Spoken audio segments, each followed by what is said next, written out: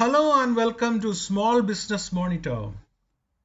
Today we are discussing about a new book published recently on leadership. The book is titled as Leadership in the New Normal. Following the COVID-19 pandemic, the process of technology adoption has accelerated among businesses of all kinds. Lockdowns and social distancing have created new avenues and opportunities for businesses. While business closures and failures increased manifold, it was seen that those who innovated and adopted new models and technologies could survive. But what are the challenges and expectations from leadership in the new normal? In this volume titled Leadership in the New Normal, leaders and business practitioners address a number of issues that matter to businesses and entrepreneurs doing business in the new normal. This book is published by TDW Publishers. New Times expects responsible leadership from businesses. But how can a leader be responsible? What does it imply for enterprises? Leadership in the new normal addresses some of these issues that today's businesses and entrepreneurs have to encounter. Many leaders have contributed to this volume, covering topics such as leadership in uncertain times, innovation, creativity, responsible leadership, and the creation of opportunities, and how to recognize challenges and create a system to take on the challenges. Indeed, challenge in today's new normal is an opportunity for business leaders to innovate and develop new business models. In this book, there are 27 essays and articles contributed by 11 authors. K.S. Ahluwalia addresses a wide range of topics. He has written 15 articles, and topics that he addresses are strategy, innovation, business leadership, marketing and sales in times of new normal and times ahead, and many other issues.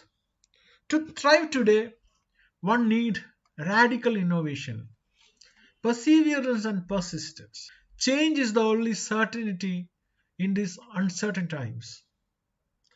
It's the only one thing affixed in this dynamic and fluid environment, says Harpreet Ahluwalia in her article titled Innovation and Creativity in Business, Nothing Ventured, Nothing Gained. In another article, Vighnesh talks about optimism and business success and calls for building up strategies to formulate strong base for structured inclusive growth.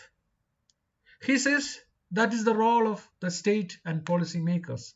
Dr. Rajan Samuel in his article Social Re-engineering at the Bottom of the Pyramid addresses an important issue that concerns enterprises and people at the bottom of the pyramid and how leadership can contribute to their upward mobility.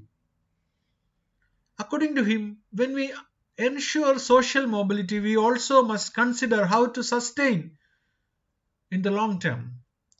With the onset of COVID-19, many families who had climbed the poverty pyramid and risen above the poverty line were pushed back down as the economy staggered to a halt. How do we ensure they stay in the higher category and grow beyond this too? Spirituality in leadership is of critical importance for organizations in the new normal. Empirical studies prove that if a leader in the place of work has a strong sense of spirituality that affects his or her persona, attitudes, emotions, and behaviors in a positive way, and he or she is likely to influence subordinates in a more proactive way to enhance productive capability, says PRASANNA Kumar, Productivity is another aspect that leaders have to focus on. In the post pandemic era, people are still unsure of how to get back on track, with sudden loss of productivity and increased psychological issues, making them stagnant. Gunjandeep Singh, in his article 3 P's Purpose, Priority, and Productivity, addresses this very issue. GURPREET Singh KAPOOR talks about leadership during COVID. According to him, this is a change of era where our thought process, culture, business models, eventually the whole paradigm is getting changed. The early we accept and adapt, the early we will ride over. C.K. Viswanath, in his paper titled Responsible Leadership and Combating Climate Change, talks about the need for business leadership to pursue a more responsible enterprise behavior.